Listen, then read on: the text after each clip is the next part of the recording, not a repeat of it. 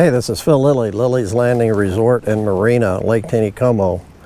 Gonna do one cast today. I have boated up here.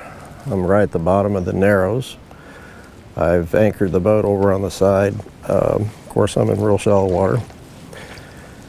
And like I talked about the other day, I'm gonna walk up this bank and target some fish that I can see out there in that shallow water.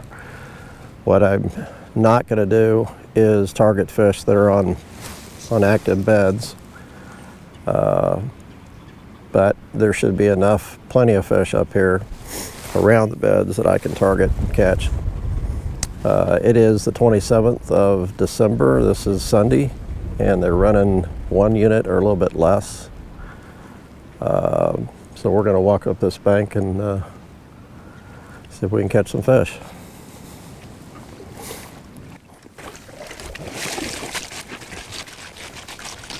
Sure.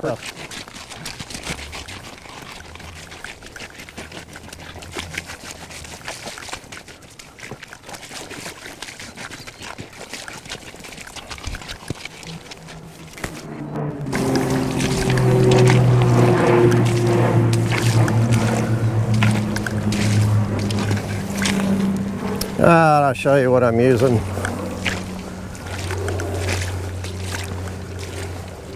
I'll straighten the camera at the same time. I've got a double scud rig on, 6X fluorocarbon tippet. This is a gray scud. It's tied on a 200R hook, probably a number 14. It's a pretty big scud. It's not weighted. Then I've got a number 16 gray. This is what we call a perfect scud. It's tied by Jeremy Hunt. And it's got a lot of weight to it, so I don't think I'm going to need a split shot, but if I do, I can add one. And I've got a little float about 2 feet above the first fly. And I'm going to walk up here just a little ways, not very far. And I can see right here where a fish is tailed out a hole. Fresh gravel below it. It's probably when the water is a little bit higher. And then I can see beds out in front of me, but I can't see fish. These scuds get down pretty quick, and I'm fishing in less than a foot of water, so.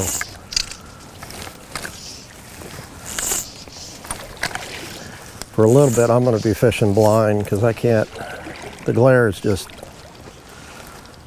not good. I can't target anything I can't see. No fish on the first cast. This is just a dead drift. I'm letting it just drift with the current with no motion or anything. I want it to sink close to the bottom and just drift like a scud that's been kicked loose. I want to get as long a drift as I can.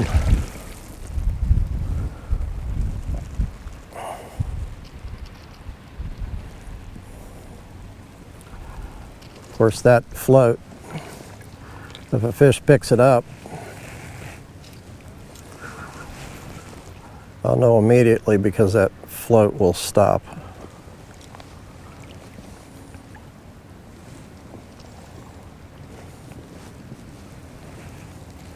And I am already tempted to put on a little split shot just to make sure I'm getting down.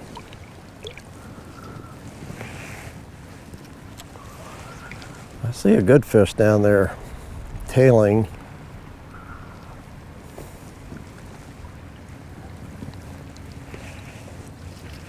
Oh, might have been a take at the very end of my drift.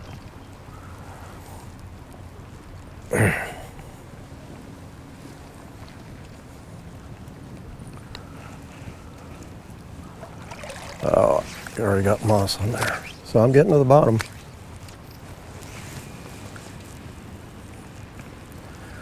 So I'm starting in close and then I'm kind of working my way out. a little further from me. There's one.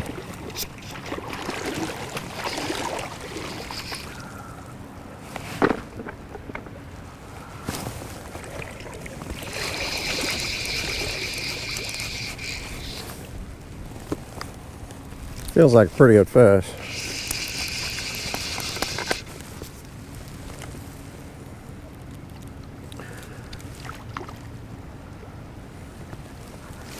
I'm holding my rod down, so I'm pulling him to the side. If I hold my rod straight up, I'm liable to pull that fly right out of his mouth.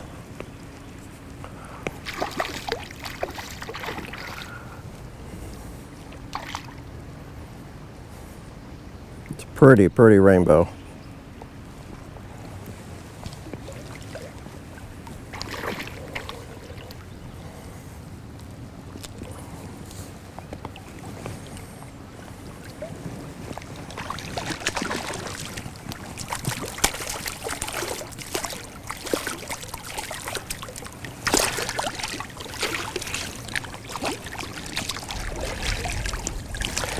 I'm going to show off the colors on this fish.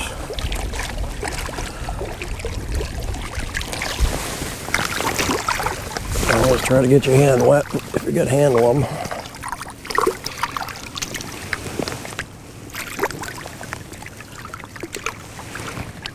This is a real good way just to break fish off right here.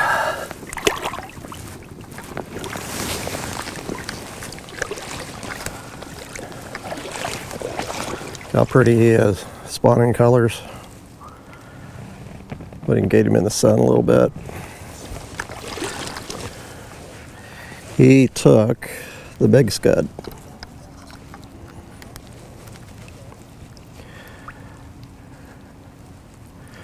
I'm afraid he is all wrapped up.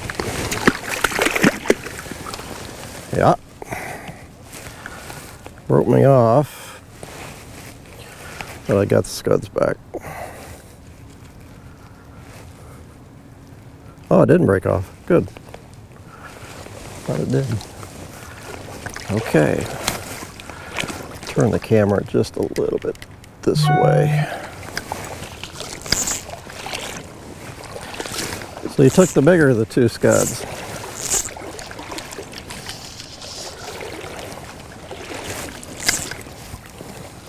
So you probably have here about 500 yards of fishable water doing this. And as long as you're in the water, there's another one. As long as you're in the water, you're okay as far as private property. Now he took the little scud.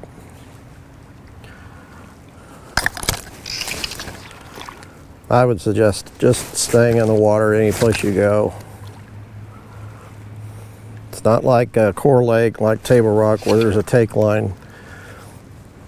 We own to the water line. But this area at Fall Creek, it's owned by a big company. Unless you have a security guard walk down here and tell you to get off their property, which I seriously doubt. Oh. I think I snagged him. That was a little one. Came off. It's just best to stay in the water if you're gonna wade fish any of this area down here. Of course, unless you have permission.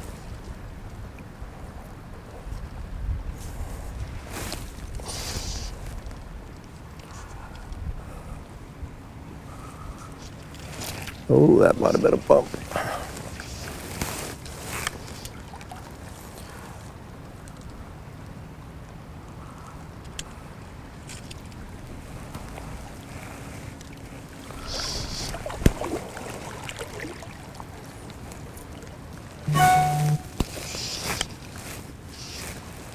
Oh, did you see that one? He's out there a little ways. I'm going after him. Wow, that was a nice fish. I'll throw up above him, get the right line. Oh, there he is again. He's taking midges, but he'll probably eat a scud if he sees it.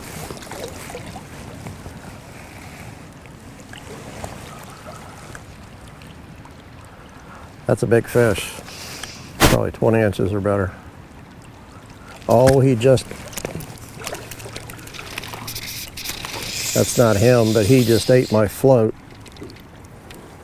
I'll bet you anything I got him in the tail. Doggone it. Yep.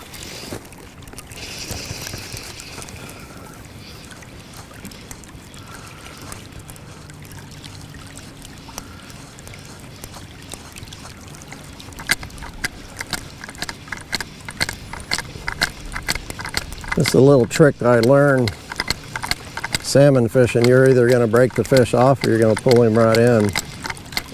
So far, I'm not broke him off yet. The only thing is it's going to be hard to get him up. Right in the tail. That's the first fly too. Well, I got the first fly off, and there's the second fly, and they came off. Okay, good. Check and make sure nothing's bent.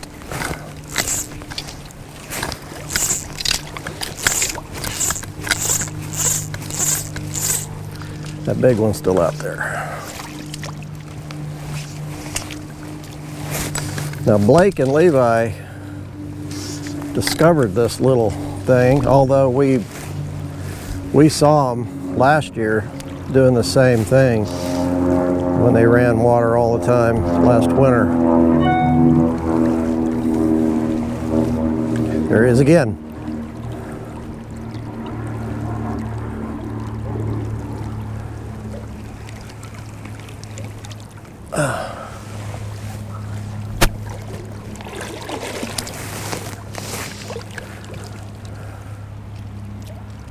He's eating something off the surface.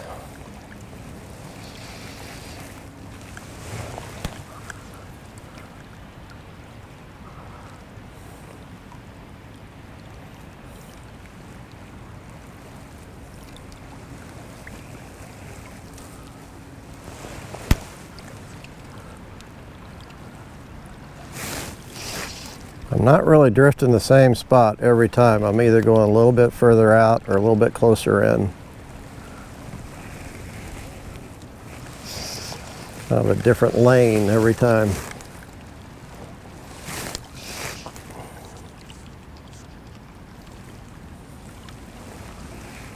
That's a good drift. It's really bouncing the bottom that time.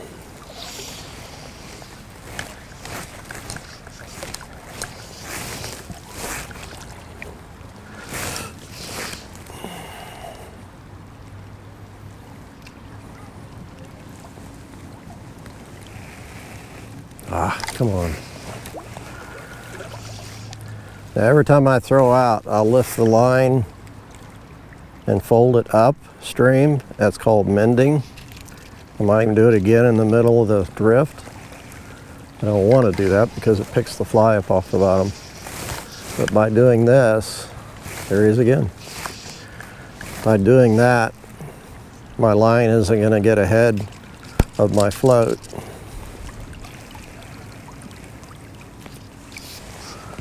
And drag the float. I want a good, clean drift. I don't want the float dragging.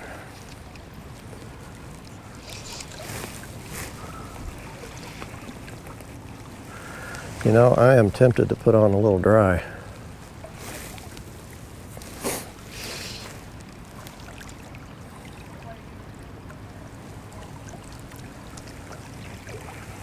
Because this particular fish is not interested in a scud. Not sure I'd like to catch him.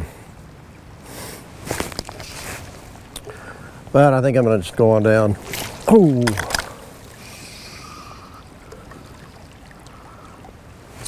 That might have been a bite.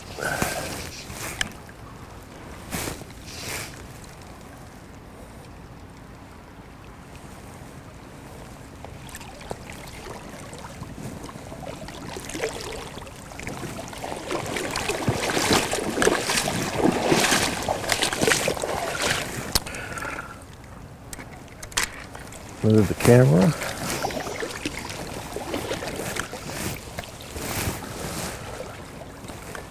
Start in pretty close again.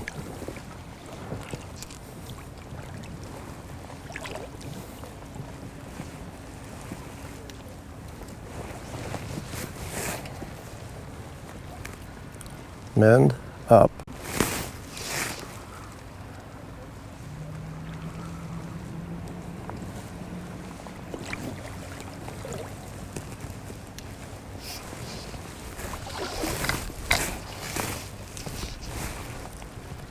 Oh, he's right out there.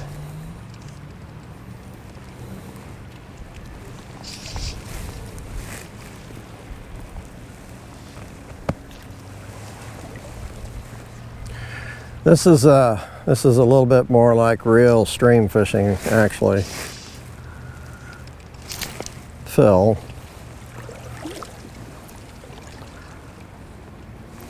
He caught me in between there. There, I got him. He caught me in between. I didn't know which way to set the hook with my rod.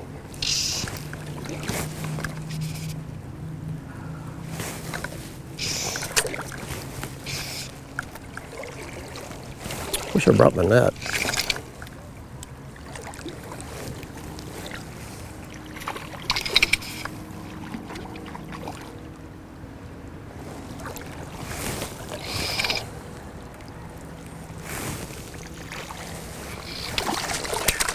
This is just a little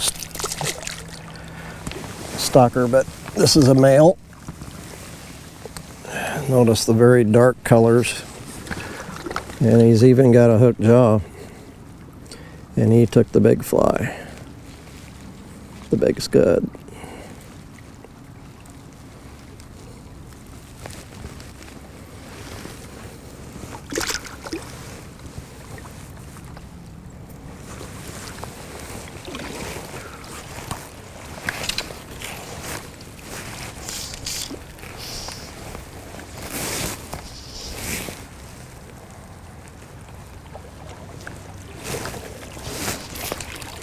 Oh, that might have been the big one. Ah, doggone it. That was a fish because I felt him just a little bit. I had one head shake and it felt good. My camera, yeah, he was pointing down. Man, I could do this all day long. See how much easier it is to pull those fish if you pull them down and to the side? You can control them.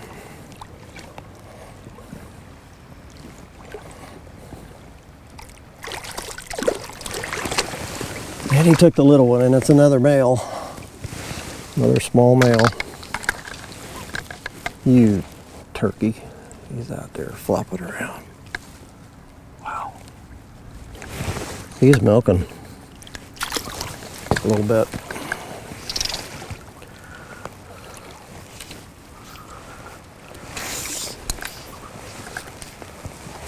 They are going after it over there.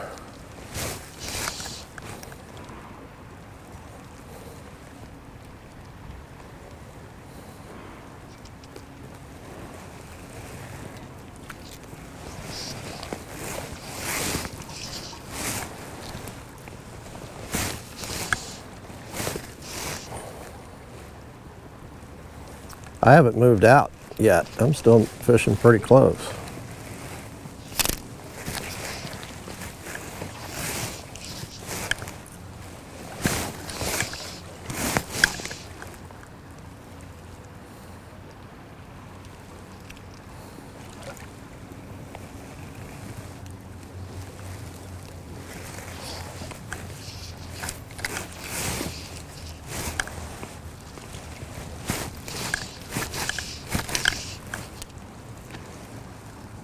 Ooh, there's another big fish down there. And I could probably wade out 40 or 50 feet and just keep fishing this. It's that shallow.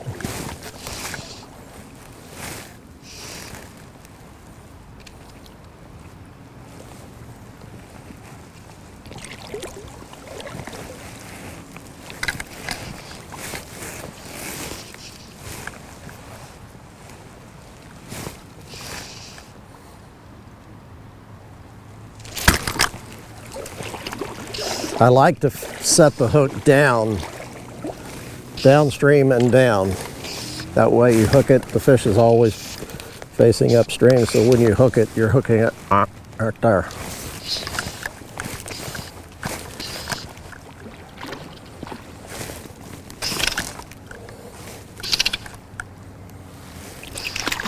Another male.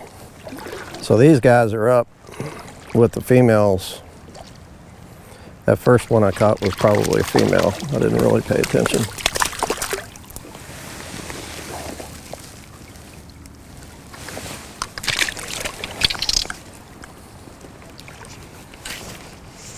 Took the little one. So I guess that's 3-2.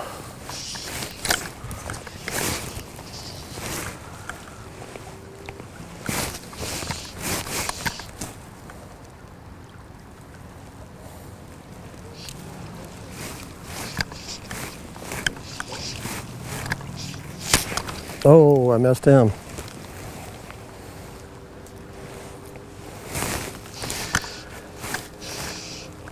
In fishing like this, it's pretty important, I'd say very important, to have clean line, clean and dressed so it floats. That way when you mend, it mends really easy. If it's dirty, it tends to grab the water, and then when you mend, it's not a clean mend and your float kind of goes everywhere. And you really don't want to move that float much when you mend.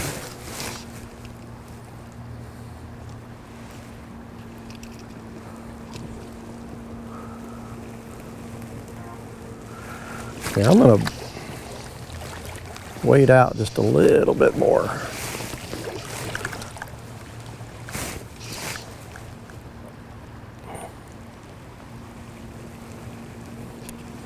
There's another big fish that surfaced out here a little bit ago.